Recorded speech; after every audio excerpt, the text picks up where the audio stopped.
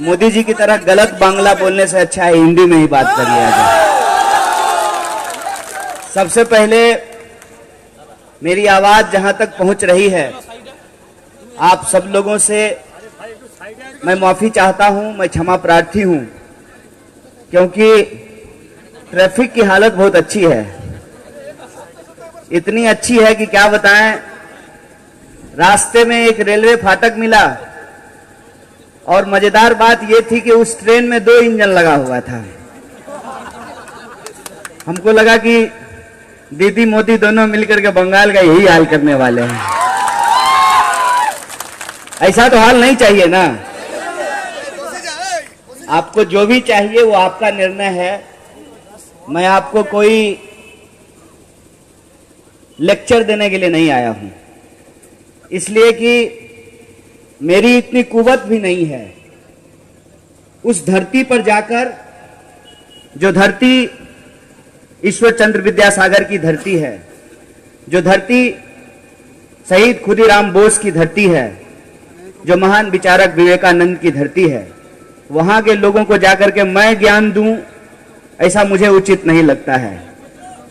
तो सबसे पहले आप सब लोग जो अभी तक टिके हुए हैं इस सभा में, और वो लोग जो आए थे और इंतजार करके चले गए, उनको भी, जिन तक हमारी आवाज पहुंच रही है, आदरणीय बुजुर्गों को, माताओं बहनों को, नौजवान दोस्तों को, दुकानदार साथियों को, आप तमाम बंगाल की इस महान भूमि के सभी नागरिकों को मैं क्रांतिकारी इस्तकबाल करता हूं, आपका हार्दिक अभिनंदन करता हूं। मैंने शुरू में ही कहा कि मैं आपको कोई लेक्चर देने के लिए नहीं आया हूं, क्योंकि आप सब लोगों के पास अपने अपने जीवन का अनुभव है।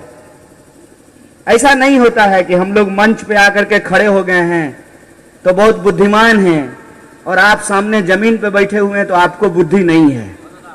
ऐसा बिल्कुल नहीं होता है। कई बार लोगों को लगता है कि वो दाढ़ी बढ़ा लेंगे तो रविंद्रनाथ टैगोर हो जाएंगे, लेकिन ऐसा होता नहीं है। देश के नागरिकों के पास उनका जो अपना अनुभव है, उससे बड़ा कुछ नहीं होता है। आपने बंगाल में लेफ्ट फ्रंट की भी सरकार देखी है, दीदी को बोलो भी आपने देखा है, तोलाबाजी भी आप देख रहे हैं। और जो लोग बदलाव की बात कर रहे हैं, उनकी भी हकीकत आपको मालूम है। आप यह भी जानते हैं कि सरकार बन जाए किसी की, बताइए, अगर मैं जूता सिलता हूं तो मैं बाटा का मालिक थोड़ी बन जाऊंगा। हर चाय बेचने वाला देश का प्रधानमंत्री नहीं बन जाता है, वो चाय ही बेचता है। आप जो रोज बरोज करते हैं अपनी जिंदगी को जीने के लिए, अपने गुजर बसर के लिए, आप जानते हैं कि इसमें कोई खास परिवर्तन नहीं होने वाला है। मानते हैं कि नहीं मानते हैं? 5 साल का तमाशा है।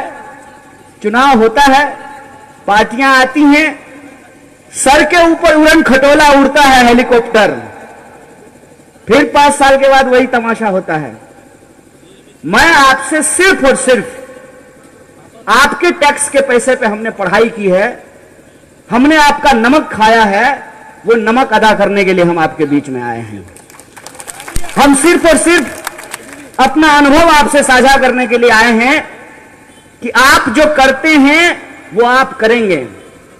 आपका मुस्तकबिल आप तय करते हैं, आप अपने जीवन को अपने तरीके से बेहतर बनाते हैं। आपके खून और पसीने से, आपके मेहनत से आपके घर में खुशहाली आती है, ये बात हम जानते हैं।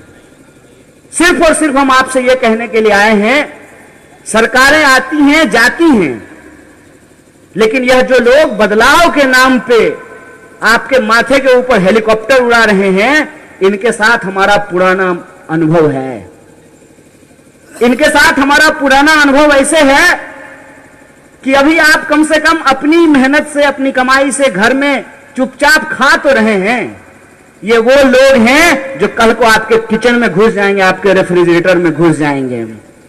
ये वो लोग हैं कि आप क्या पहनते हैं, आप क्या खाते हैं, आप क्या सोचते हैं, आप क्या बोलते हैं, उस पे ये पहरा लगाने वाले लोग हैं। ये वो लोग हैं कि आपका पूरा का पूरा खानदान, आपके पूरे के पूरे पूर्वज, आपका पूरा का पूरा इतिहास जिस पड़ोसी के साथ है, उस पड़ोसी के बीच में ये हिंदू मुसलमान का दीवार खड़ा करने वाले लोग हैं। हम आपको सिर्फ और सिर्फ ये कहने के लिए आए हैं कि प्रधानमंत्री के मुंह से लार क्यों टपक रहा है बंगाल को लेके। अगर भूख लगी है तो बंगाल का संदेश खिला दीजिए उनको, रसगुल्ला खिला दीजिए, मिष्टी दोई खिला दीजिए। ये लार क्यों टपक रहा है भाजपा के मुंह से? असली मसला क्या है? क्यों वो भाजपा का नेता इंदौर छोड़ करके बंगाल में पड़ा हुआ है? उसको तो आवासीय प्रमाण पत्र कलकत्ता का बनवा लेना चाहिए। क्या वजह है? पूरे देश में उनका राज है, हर कीमत पे उनको बंगाल क्यों चाहिए? एक बात मैं आपको याद दिलाना चाहता हूं। 1947 में जब देश का बंटवारा हुआ था तो सबसे ज्यादा खून अगर कहीं बहा था तो इस देश के दो इलाके थे, एक था बंगाल और दूसरा था पंजाब। पंजाब में ये पैर नहीं जमा सकते हैं, पंजाब में इनको पैर जमाने की हिम्मत नहीं है, क्योंकि पंजाब के लोगों को वो याद है कि हिंदू मुसलमान के इस झगड़े ने इस देश का कितना बड़ा नुकसान किया है। और पंजाब के जो लोग हैं अपने हक और अधिकार के लिए कृषि कानून के खिलाफ में दिल्ली के बॉर्डर पे बैठे हुए हैं, सरकार का चक्का जाम किए हुए हैं। किसानों का जोर देखिए कि इनको अपनी कृषि मंत्री को यह समझाने में नाकाम रहे और कृषि मंत्री को किसान बिल के विरोध में इस्तीफा देना पड़ा।